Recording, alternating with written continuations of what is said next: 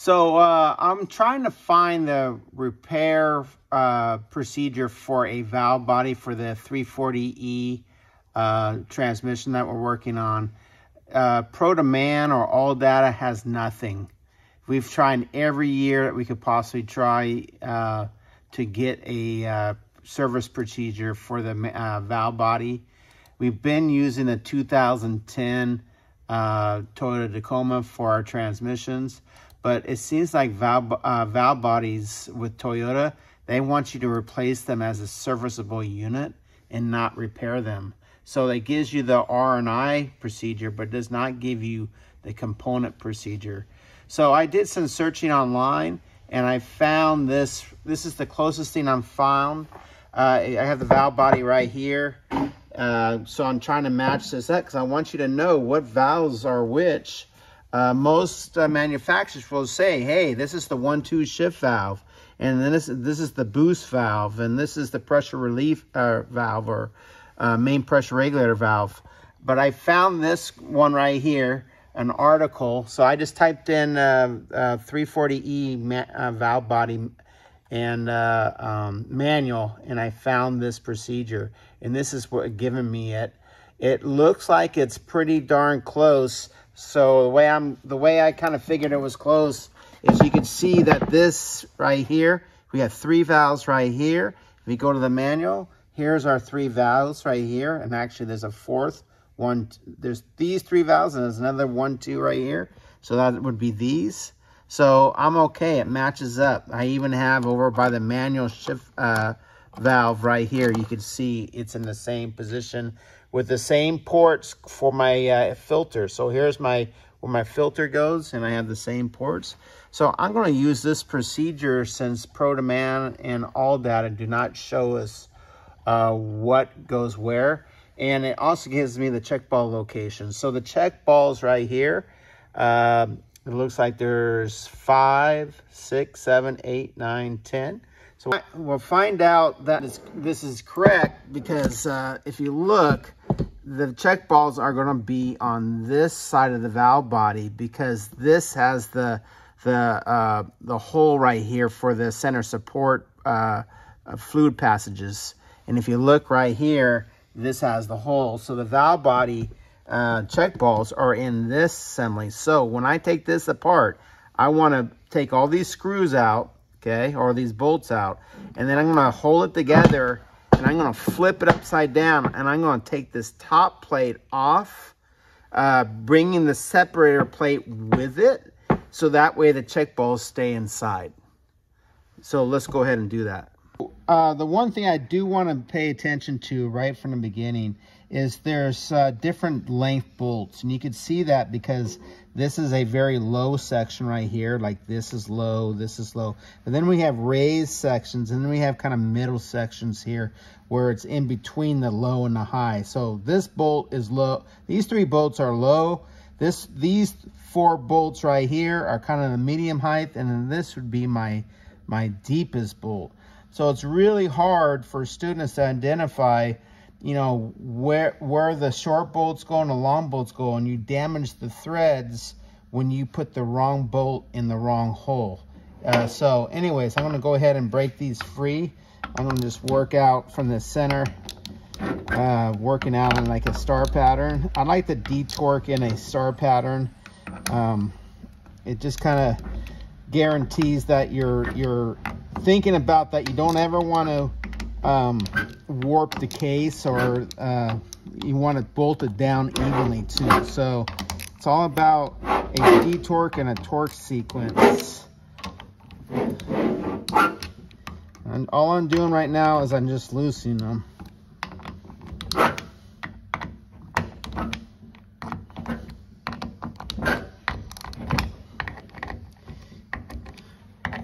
And the other place on a car where you would do a detorquing sequence would be like the cylinder head of an engine, and they're made out of aluminum too. So that's why I like to do a kind of a working out type pattern. Now I can switch to my electric gun, and we can go ahead and start removing these.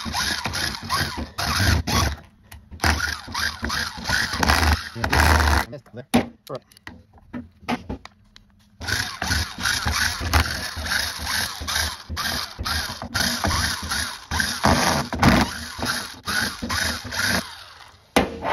and so I'm just gonna pull each one out, make sure I can pull them out.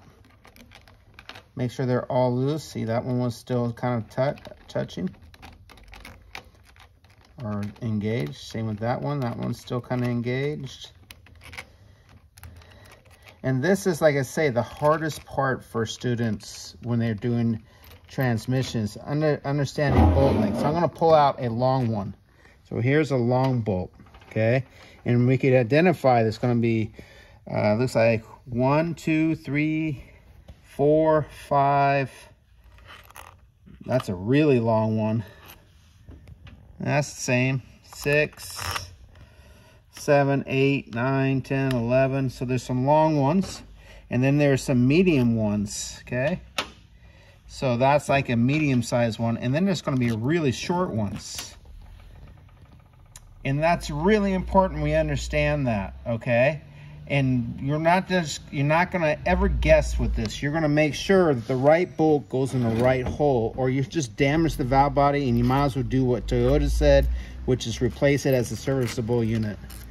So now I have identified there's 3 different size bolt lengths. I'm going to go ahead and pull all these out. There's a retaining bracket here for my EPC solenoid. So I counted these out after organizing. There's 12 long bolts, 9 medium bolts, and 7 short bolts. Okay, now, because we did our homework and we studied and found something that we could use, we know that this has check balls. There's a separator plate right here that we're going to hold with the other side. So we're going to flip this upside down. Ooh. Well, it looks like I lost 1 bolt. So 10 medium bolts, okay? And this is our EPC solenoid that went in right here, okay? So now I'm going to go ahead and I'm going to lift this off of the other, let's see. There we go. Lift this off of the other plate, and I don't have to worry about losing my check balls. So now let's count our check balls, okay? So you can see the check balls are all over the place. So we're going to count 1, 2, 3, 4, 5, 6, 7, 8, 9, 10. Okay. Now there's 10 check balls. They're blue. They look like they're all the same color. And it looks like they're all the same size. But here's what I'm worried about. If you go over to where my pocket screwdriver is up here, there's 2 spots here that don't have any check balls. When you see that, you're going to take your scribe and you're going to scribe an X in there. Because I guarantee you, in the process of doing this, you're not going to remember that this doesn't take a check ball. So this is the standard thing that I always do. I always mark the spots with with an X. I don't know if it comes out. So we're in the process now of removing the check balls. I have 3 left. Okay, so it looks, and we'll count them after I remove these last 3. So take that one out, take that one out, and the last one right here. The overhaul kit comes with new check balls because check balls get deformed. They become damaged or reduced in size. So I have 4, 3, 10 check balls total. Okay, and that takes care of this particular side. Now the other side, we're going to lift up the separator plate. Okay, there is a gasket. So some separator plates, you replace the gasket on both sides. So you'll notice there's a gasket on both sides, that side and this side. Sometimes separator plates have bonded gaskets. And so your only choice is to replace the whole separator plate with the bonded gasket. Notice here too, we have little filters. The overhaul kit will come with these little filters as well, or the shift kit will if you're doing a shift kit. And those do a good purpose as, in helping us identify how this valve separator plate goes back on. They're almost like alignment dowels. So you'll notice there's one here, one here, one here. And then you could see there's the passage for one, there's the passage for the other, and here's the passage for the third separator plate filter assembly. So we're going to stick that aside, okay? We do have a pressure relief valve right here, okay? Or it could be a torque converter drain back, anti-drain back valve. So we don't really know what that's for, but this is pretty common to have some kind of pressure relief valve or anti-drain back valve. But the big thing you don't want to do with this is orientation, okay? It was spring first, then the piston. And you don't want to get that mixed up because that would really mess up your day. All right, so now it's all about checking your valves, okay? So I'm not going to pull any valves out. I'm just going to check them. I'm going to make sure that everything moves freely. Can you see that in the video? See if you can move it. So you should be able to see that moving. Okay, let's go to another one right here. Here's another one. Zoom in on the passages right here. And you want to check all your valves, okay? Every single valve, you're going to take a pocket screwdriver and you're going to check to make sure that it operates freely. If it does not operate freely, then you're actually going to take that valve out. Now, sometimes you can't get at that valve, so you might need to take this over and try it from the other side. Let's see. Doesn't look like we could get it there. We could get this one. See how we could check that valve right there? Okay. And that's probably a valve that allows the fluid to go back to the pan. So it's like a pressure relief valve. So it vents the pressure back to the pan. What I did there is bad. You hear it slip. That's what you want to avoid doing, because when it slips like that on your screwdriver, you're scoring that valve. So whenever you go, you want to get on the land and you want to move that land without having your screwdriver slip. Okay. One thing you'll notice is whenever you tip over a valve body, things fall out, and that's where you get in trouble. So what you would be in a situation where you'd be in trouble is like these little keepers right here. Let's see if I get one. Like this one right here, okay? This is what holds the valve body, the valve in there, okay? So sometimes if you dump this valve body over, these little keepers that hold things in place fall out. And then you get into a real situation of, okay, where did it go? Okay, that holds this valve in place. So you could see if I pull this up on the inside, now I could pull this valve out right here. And here's the spring, okay? And then on inside is the valve itself. So you got to be careful when you of ever dumping over a valve body. Also the plugs can be directional. So I didn't pay really close attention to what direction this plug went in. So it's all directional. You can't mix up springs. You can't flip valve bodies over randomly because you'll never know what will fall out. And good luck trying to figure out where that little plug or where that little retaining clip goes. So my students, you got to pull out two valves, one on this side of the valve body, one on this side of the valve body. And you're going to, I don't care what valve it is. So you're going to pull the valve out. So let's do this one. I'm going to do this valve right here. I'm going to push it in. I'm going to pull that magnet out. I don't want to flip my plug because I don't want to lose where that, the direction of that. Okay. And then it looks like there's a spring. And then I got to walk that little valve all the way through the bore. Sometimes we got to blow these with air. Sometimes we get lucky and do it without air. This one looks like I got lucky.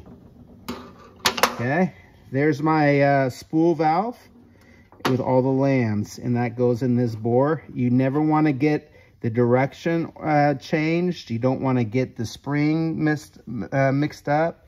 You want to make sure it slides in and out of the bores without any restriction or grinding or anything that seems like it preventing it from moving. Okay. Let's go ahead and check that manual and see if we could figure out what valve that is. So going back to the manual that I found online for free, by the way, here's the plate that I pulled out, and it looks like it's a 2-3 shift valve in the spool valve. So it's exactly what I pulled out: a plug, a retainer, a plug, a spring, and a 2-3 shift spool valve. So this would be a valve you would really want to focus on if you had any kind of a problem with a second gear or a third gear, especially with the shifting. Okay, so I'm going to put that back in. So each of my students have to pull one valve from this side of the valve body, and then you need to pull one valve from this side of the valve body, and you must label which valve you pulled out. Let's go back and put the valve in and then reassemble our valve body. All right, so this is also showing us the plugs that that go in, that have the little filter elements to filter or strain the fluid. So that shows you the orientation. There is 10 check balls in this picture. It's saying 2 are larger, but I could not identify larger check balls. Maybe this is referring to a special shift kit situation. But one thing I noticed is the very last paragraph. Once you have the right information, reassembling the valve body is a snap. And that's why having the right information isn't just smart, it's street smart. If you look at the top up here, all the little tabs, these are all the ways I tried to find information. I went to TransStar and I downloaded the manual for automatic transmission, and this is a great resource, by the way. They have all kinds of catalogs. And I went to the page for the A340E, and I could not find a valve body. So it's this way, actually. I could not find a valve body. This is the only thing they gave us for the valve body, and it wasn't sufficient enough. So I did my research, and I found an article that gave me the information I need. And that's why I agree with this last statement, is once you have the right information, reassembling the valve body is a snap. And that's why having the right information isn't just smart, it's street smart. And being said, you could find free stuff on the internet now, which you couldn't find, a decade ago. So if you do the research, you'll find what you need. And I did find what I needed even though ProDemand and AllData gave us nothing, I was still able to find the information. All right, so now let's go ahead and install our spool valve. Okay. And you would want to clean this valve body off with brake clean and blow dry it. And so we're going to do that actually, because I think we need to model that. Put that plug in. You would also want to clean the valve too. Okay, so you got to do one valve from this side, one valve from this side. Now we could go together. Okay, but first off, let's go ahead and clean this. So let me get some brake clean. So we're going to go ahead and spray this down. Get all that. So after you get done finding what valves is your problem, you clean it, sand it. If you and you can get it to free up, then you don't have to replace your valve body. Then you want to clean it. Okay, like I say, I don't want to flip this thing over. I just want to get it to where it drains and break down all that fluid that's in there. Okay, so if you were doing this for an overhaul and there's all these passages that are clogged with little soot and friction material, you want to do a thorough cleaning like this. And then after you get done with the cleaning, take a air nozzle. And I'm going to go down on the ground, and I don't want to.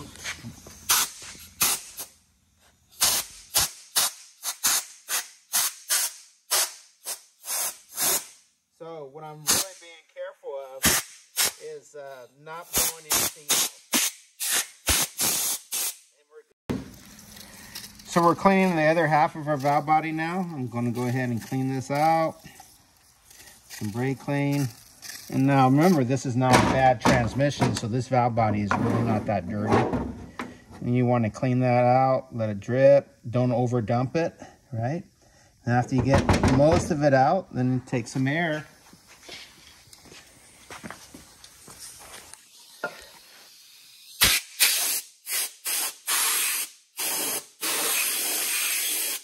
Kind of a reason why I'm doing it on the concrete too, because you can really see if something does fly out, that it would come out on, where I could see it.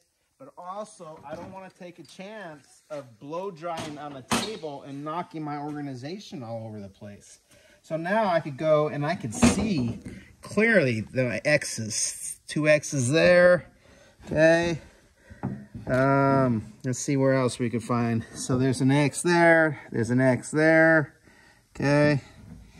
Another X down in there. So this is why I really stressed that at the beginning of the video, marking those X's. Like I want to put these 2 in here right now, but I could completely see 2 X's in there. So those don't take it, okay. And it just prevents you from making a mistake. I want to put one in here, and I know it doesn't take it because I put an X in there. That one doesn't have an X. That one doesn't have an X. That one doesn't have an X. There. That one takes one. And you see any others, Jordy? There we go. Let's go compare our notes though. 1, 2. That one right there. Looks like I didn't put an X in there, so hang on. This one. But let's see. That, yes. This one, no. Oh no, that's, let me see. There. Yeah, this one doesn't take a check ball. That one does. This one does. The valve body is a little bit different, and I could now start to see that this picture is a little different because of this hole. So we can't really use that picture for a true matchup. But you know what? I'm pretty good with where I put these, except that I'm going to relocate, I think, this one to here.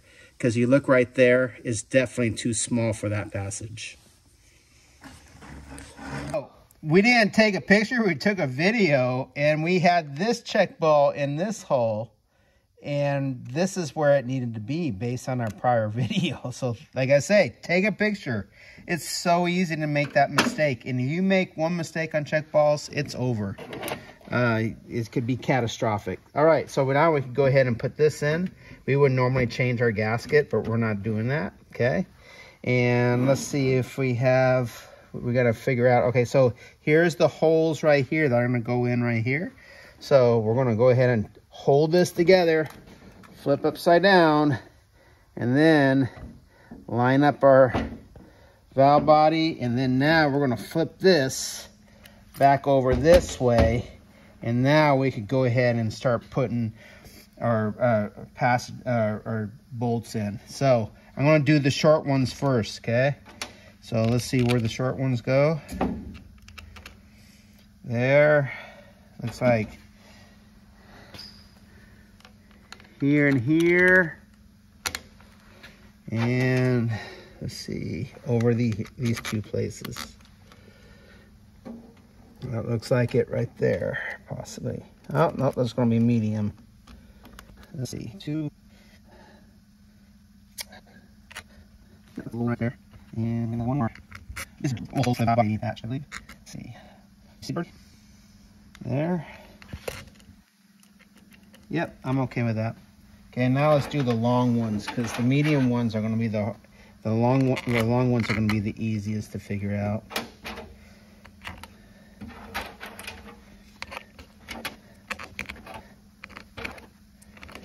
And So then the rest of them should be all the same height, medium-wise. So let's go ahead and put these in. And then we can make an inventory that we got all our bolts right. There shouldn't be any holes left. There we go. That's not a good one right there. That one takes a low one. So I'm going to take this one, I'm going to put it there. And I'm going to put that one there. There we go. That mistake. Look at this. So we initially thought that was a short one, and it's not. It's the same as these ridges. And this one looked like a medium one, and when I put it in, it's holding. They're all kind of sticking up the same kind of distance.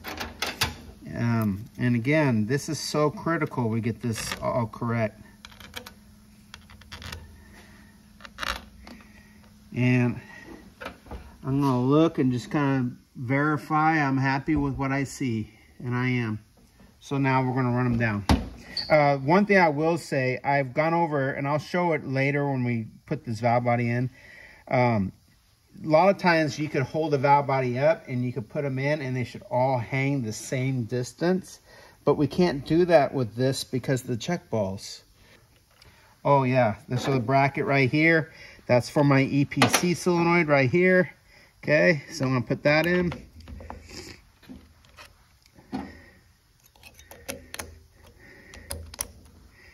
There we go. Thank you, Mr. Lear. All right. So now, before I use my little air tool, these things are probably only torqued to like 72 inch-pounds. So you got to be real careful using any kind of power tools with these. I could not find the spec for the valve body bolts at all. Because like I say, Toyota wants you to service this as a unit. They don't want you to repair it. Okay, so make sure all the bolts are started before I run them down, and you definitely don't want to be torquing them with that power tool. But the one thing I will say is you want to work from the center going out. Okay. I'm not very careful. Use the torquing feature as well.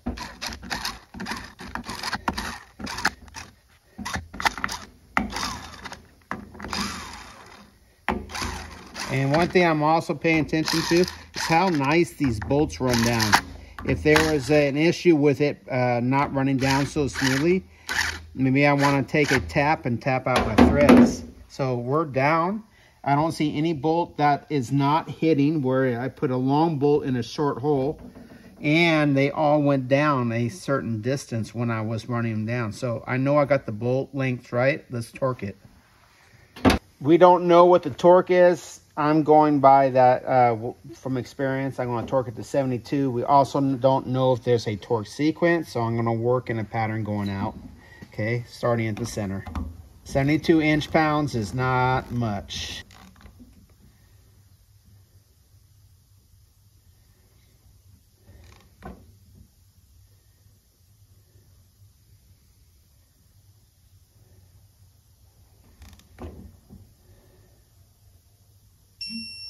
There we go.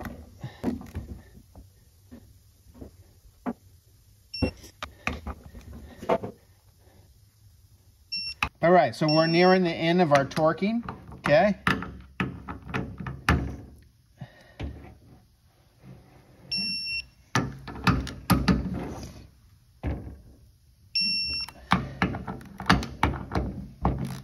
I worked from the center going out.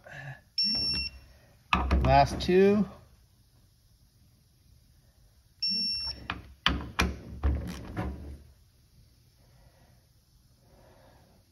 Now, I've learned from experience. I've gone from the center working out like this, okay? I've learned that because you're doing a circular pattern, you have a tendency to sometimes skip things or miss one bolt. It cost me one time where a valve body similar to this, I left one bolt loose and it got sucked up into the pump, and then it destroyed the pump and the torque converter. So since that happened to me, I got them all torqued. Now I'm not going to use a sequence, and I'm going to go all the way down And I'm going to just go straight down like this, verifying that I didn't miss any. And I've never had a problem doing this double check. And I'm sure, well, I know for a fact, it has saved me from missing valve body bolts. Look at right there, I forgot that one. So, always go and do a double check with your valve body bolts, because you don't want these, you don't want to take a chance of any of these coming loose and then getting sucked up into the pump, or getting sucked up into, look, I left that one loose. See that?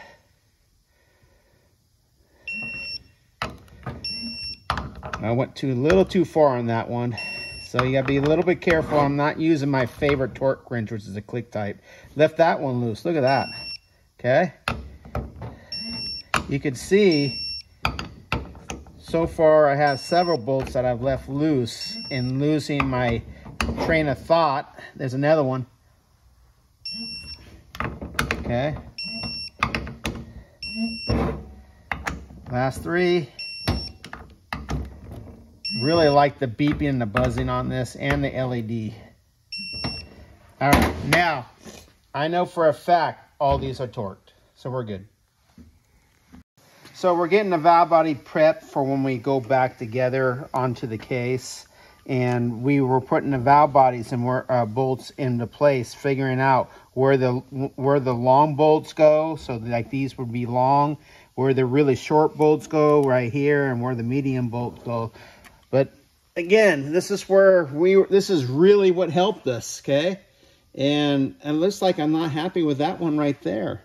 So we're gonna have to take that out and see if we find one that is a little bit longer by the way they're hanging down. They should all hang down the same distance, okay? And there's some ones in the middle in here, okay? And that one right there is hanging down way too low, okay? So I'm going to put this in there and see if I got, yep, I'm happy with that. And then I could take this long one, and where was the long one that I pulled out? Is there only one hole left? It's right there. Yeah. And now it's perfect. Look at that, okay? So it's a really good technique that I'm teaching you to figure out what takes the long bolts, what takes the short bolt. They should all be hanging the same distance. And look, I got two right here where it mounts up to the case, okay? So we're good. I'm gonna leave this set aside for when after we assemble the remaining half of this transmission. We put the valve body on, and these bolts are all placed perfectly.